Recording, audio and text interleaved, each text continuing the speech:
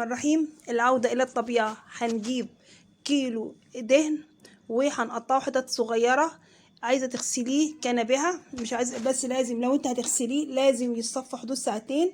وهنحطه ونقطعه حتت صغيرة وهنحطه في حلة على بوتاجاز واطي جدا، شعلة بسيطة جدا جدا زي الشمعة، وهتسيبيه يسيح مع نفسه. اولا وانا هنا عصرت عليه ليمونتين، وكمان رميت قشرة الليمونة في الحلة. الرسول عليه الصلاة والسلام وصى بأكل الشحوم. احنا اللي الدهن او السيح افضل من الدهون اللي هي احسن من الدهون اللي هي بتاعت السمن او الزيوت اللي هي مش طبيعية. الطبيعي الافضل طبعا اللي هو السمن البلدي. احنا المفروض انا هنا هي ساحت اهي، ساحت شوية، شايفين دي في الاخر خالص. انا دلوقتي هصفيها وهنستخدمها. الرسول صلى الله عليه وسلم وصى بيها بالاكل ده ابعدوا عن الزيوت او ابعدوا عن السمن اللي هو الاسماء المشهوره اللي ملهاش اي لازمه. حتى ربنا سبحانه وتعالى في سورة المائدة على ما أظن الرسول ربنا سبحانه وتعالى قال إن احنا نستفيد من شحوم الدهون. قبل ما انسى،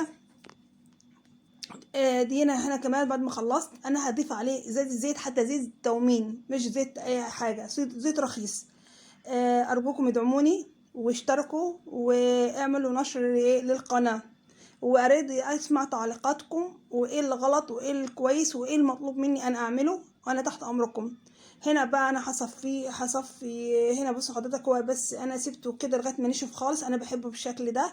هستخدم بعد ما هصفيه هستخدم السمن ده وحده وده مع الزيت، ولما يبرد انا هروح اصفيه كويس وهاخد البواقي الدهن ده وهخليها هستخدمها في شوربه، هستخدمها في الشوربه، هستخدمها في الاكل في التقليه في المحشي، كله ده بينفع، مفيش حاجه بتترمي.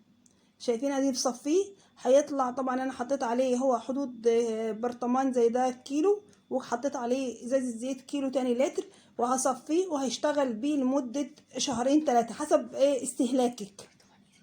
هنا انا حطيته في برطمان ازاز ان انا هخليه بره، وهكمل على البرطمان التاني ان في حبه صغيره حدود كده نص كيلو هزودهم في البرطمان البلاستيك ده، هخليه في التلاجة. ادي حضراتكم شايفين. حاولوا الرجوع للطبيعه. هي كيلو دهن مش هيعمل مشكله، هيقعد معاكي شهرين 3 بدل ما تجيبي السمنه البلدي وبتعمليه في جميع الاكل. حتى ممكن تحطي لي البيض، تحطي لي الفول.